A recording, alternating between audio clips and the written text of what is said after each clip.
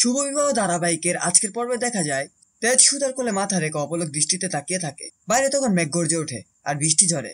এইদিকে আশুতোষ বাবু জ্যোৎস্নার জন্য এক গ্লাস দুধ নিয়ে আসে এবং নিজের হাতে তাকে খাইয়ে দেয়। তিনি বলেন, বলেছিলাম না আমি আপনার খেয়াল রাখবো, তাই আমার সব কথা আপনাকে শুনে চলতে হবে। কয়েকদিন পর দেখা যায় তেজ অফিসে যাওয়ার জন্য প্রস্তুতি নিচ্ছে। সুতা তার জন্য সবকিছু গুছিয়ে দেয়। ওয়ালেট ও রুমাল হাতে দিয়ে বলে, কাল কিন্তু দিদির সাথ, তাড়াতাড়ি বাড়িতে আসতে হবে, অনেক কাজ তোমার। তেজ তখন সুতার কপালে চুমু দিয়ে অফিসের পথে রওনা দেয়। এরপর দেখা যায় হঠাৎ সুতা অসুস্থ হয়ে পড়ে। তার বোন ঝিনুক তাকে হসপিটালে নিয়ে যায়।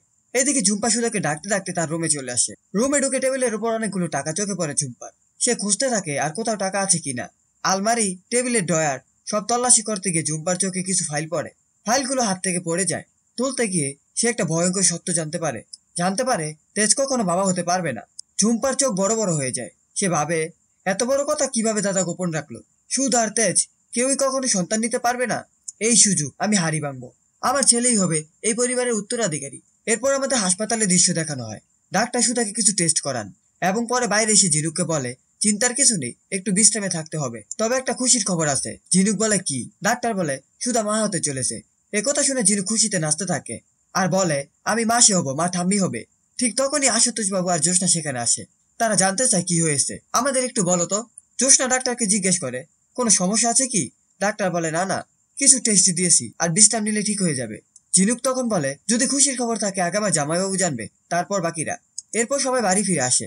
রাতের দৃশ্যে আমাদের দেখানো হয় সুধা তেজের জন্য অপেক্ষা করছে আর তার হাতে একটি ছোট পুতুল, চোখে মুখে আনন্দের আভা। এটা দেখে তেজের মনে একটা অজানা কষ্ট লুকিয়ে দেয়। তেজ মনে মনে বলে, আমি যে কখনো বাবা হতে পারবো না এটা সুধাকে কিভাবে বলবো। সুধা তখন বলে, কাল খুব সকাল সকাল আমাদের অনেক কাজ আছে আর দিদির বাচ্চাটাকে আমরা খুব ভালোবাসায় বড় করব।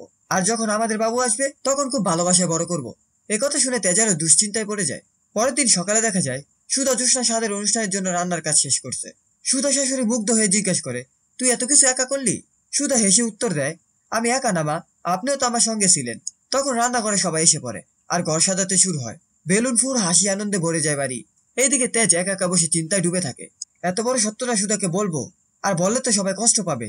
শেষ দৃশ্যে দেখা যায় জ্যোৎস্না রুমে শাড়ি পরছে, কিন্তু কুচিগুলো ঠিকভাবে গুছাতে পারছে না।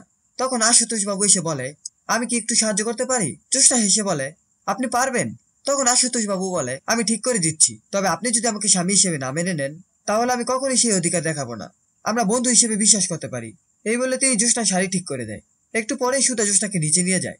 সুধা বলে, এই অনুষ্ঠান শুধু মেয়েদের, কোনো ছেলে ঢুকতে পারবে না, ছেলেরা এই অনুষ্ঠানে থাকতে পারবে না। একথা বলে মেয়েরা নিচে নেমে যায়। এই ছিল শুভ বিবাহ ধারাবাহিকের আজকের আপডেট। ভিডিওটি ভালো লাগলে চ্যানেলটিকে সাবস্ক্রাইব করে পাশে থাকা বেল আইকনটি অন করে দিন।